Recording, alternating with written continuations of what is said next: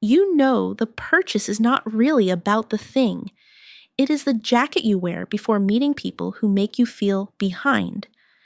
It is the dinner you agree to, even though the banking app is already giving you side-eye. It is the apartment corner you make look expensive, while the rest of the room is quietly held together by a phone charger, a folding chair, and denial. And the weird part is, for a few minutes, it works. You feel more adult, more attractive, more safe, more like the version of you that people are supposed to take seriously. Then later, you open the bank app, the glow hits your face. The number is smaller than your confidence was 3 hours ago. So you tell yourself the usual things. I am bad with money. I have no discipline. I care too much what people think. I should be above this, but that is not the whole story. Looking rich is not just vanity. A lot of the time, it is fear wearing a nice outfit. Your brain is trying to solve a social problem with a financial decision. It wants respect, safety, belonging, proof that you are not falling behind. The problem is that the status machine accepts payment in real money, but only gives emotional relief on a trial subscription. And that is the difference between looking rich and being rich. Looking rich asks, what will people think? Being rich asks, what can I survive, decline, leave, or choose? Morgan Housel's book, The Psychology of Money, keeps circling one brutal idea. Doing well with money is not mostly about intelligence, it is about behavior. And behavior is where ego, fear, family history, marketing, pride, and incentives all crash into the same checkout button. This is why smart people still buy things they already know are not helping. Your spreadsheet can understand opportunity cost. Your nervous system understands being judged. The first mechanism is social comparison. You do not compare your rent, your debt, and your savings to someone's real life. You compare your private mess to their public edit, their vacation clip, their clean apartment angle, their car interior, their casual brunch that somehow looks like a brand campaign for not being broke. The second mechanism is identity signaling. Some purchases are not bought for use, they are bought as sentences. This says I belong here, this says I am successful. This says please do not look at me like I am still figuring it out. The third mechanism is present relief. Future security is abstract. Today's embarrassment is immediate. So the brain grabs the thing that changes the feeling fastest. None of this means the purchase is wise. It means the purchase makes emotional sense in the moment. So here are 7 traps that make looking rich feel rational, even when it quietly delays being secure. Trap 1. The proof purchase. This is the thing you buy because you are tired of feeling like the unfinished version of yourself. The nicer shoes, the phone upgrade, the car trim, the decor that makes the apartment look like someone with a 5-year plan lives there. The object is not the whole purchase. The proof is the purchase. It feels like you are finally giving yourself evidence that you are moving up. But if the proof takes away your margin, it creates the exact feeling it was supposed to cure. Now you have the signal, but less buffer. The room looks better. Your options got smaller. Trap 2. Public wealth and private stress. Public wealth is easy to photograph. Private stress is not. A clean outfit shows up immediately. A paid-off balance does not. Nobody at dinner can see that your emergency fund just survived a car repair. Nobody compliments the payment plan you did not sign. So the visible stuff feels more real than the invisible stuff. But real security is usually boring on camera. It is a lower fixed payment, a boring transfer, an account you do not touch, the ability to say no without inventing an excuse. FINRA found that the share of American adults with 3 months of expenses set aside dropped to 46% in its latest national study. The Federal Reserve found that many adults still could not cover a $400 emergency with cash or the equivalent. That is the hidden scoreboard, not whether your life looks expensive, whether one ordinary surprise can wreck the month. Trap 3, social media changes your baseline. The algorithm does not need to convince you that you are poor. It only needs to convince you that everyone else is casually above average. After enough scrolling, a luxury gym, weekly delivery, perfect skin, a new apartment, a vacation, a designer bag, and a car with mood lighting stop looking exceptional. They start looking like basic adulthood with better lighting. Bankrate found that Gen Z and millennials were the most likely generations to impulse buy, something they saw on social media. Many regretted at least one of those purchases. That regret is the hangover after the comparison wears off. You were not just buying the product. You were buying relief from the feeling that your normal life was falling below the new fake normal. Trap 4. Payment frame status. This is where a big status object gets sliced into a monthly number small enough to calm your panic. The total price feels rude, so the seller introduces a friendlier number. Only this much per month, only this much today. Split it into payments. Future, you can be emotionally mature about it later.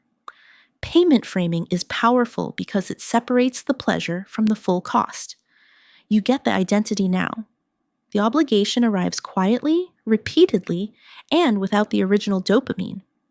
Looking Rich loves monthly payments because monthly payments let you rent a bigger identity than your current cash flow can support. Being Rich is less impressed. Being Rich asks what this payment will prevent you from doing 6 months from now. Trap 5. Performing financial responsibility. This one is sneaky because it wears responsible clothes. Bank of America reported that 81% of Gen Z say it is important to be perceived as financially responsible. Not just to be responsible, to be perceived that way. That is a heavy sentence. It means the status game has moved inside responsibility itself. You can feel pressure to look like the kind of person who has it together, even while you are quietly worried about rent, groceries, debt, or helping family. So you buy the adult-looking object. You go to the adult-looking restaurant, you say yes to the adult-looking trip. You act relaxed because panic is apparently off-brand, and then you go home and do private math in a worse mood. Trap 6. Earning more becomes permission to signal more. A raise should create breathing room. But if every increase in income immediately becomes a new baseline, you do not get richer. You just upgrade the costume of stress. This is lifestyle inflation with a social engine. The old life starts feeling embarrassing faster than the new income can build freedom. You make more, so now you feel allowed to lease more, order more, travel more, subscribe more, tiptoe closer to the edge in nicer shoes. The cruel trick is that higher income can hide a fragile system for longer. You can look successful while your fixed costs quietly eat every raise before it becomes wealth. Trap 7. Invisible wealth feels boring. This is the trap that makes the good choice feel emotionally unrewarding. Saving money does not give you a dramatic before and after. Paying down debt does not make strangers treat you differently tomorrow. Not buying the thing gives you nothing to post. But invisible wealth is where the power is. It is the money not turned into a logo. The payment you do not owe. The month you could survive. The job you can leave. The plan you can decline without spiraling. The status machine hates this because it cannot monetize enough. It cannot sell you the purchase you skipped. It cannot put your lower anxiety in a shopping cart. That is why looking rich is so seductive. It gives you visible proof immediately. Being rich gives you quiet power later. And here is the cruel paradox. The more you spend to prove you are free, the less free you can become. The purchase that says I am doing fine can be the reason you cannot handle one bad week. The car that says I made it can become the payment that makes every career choice smaller. The outfit that says I belong can become the credit card balance that makes you feel like you are pretending. This is not about hating nice things. Nice things are allowed. Pleasure is allowed. Looking good is allowed. The problem starts when visible proof becomes more important than private capacity, because the people you are trying to impress do not have to live inside your numbers. They do not feel the automatic payment. They do not lose sleep over the balance. They do not absorb the opportunity cost. They see the signal, maybe react for 3 seconds, and then return to their own insecurity playlist. You keep the bill. So the fix is not to become a joyless budget monk. Nobody needs you sitting in the dark whispering compound interest to yourself. The fix is to replace the public scoreboard with a private one. Here is the private scoreboard. First, monthly surplus. After essentials, minimum payments, and real obligations, how much money is still yours? Not your gross income, not your aesthetic, your surplus. Second, emergency months covered. Take your basic monthly expenses and ask how many months your savings could cover. This number is not glamorous, but it is honest. Third, debt drag. Add up the payments that hit before you make a single free choice. Car payment, credit cards, buy now, pay later, subscriptions, personal loans, whatever already has a claim on future you. Fourth, automatic transfer before performance. Move money towards savings, investing, or debt before the status part of the month starts auditioning. This is important because discipline, you have to remember, is discipline you will eventually negotiate with.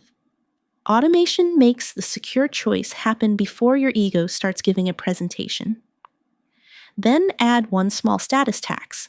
Yes, literally, give yourself a category for looking good, going out, clothes, fun, upgrades, the human stuff.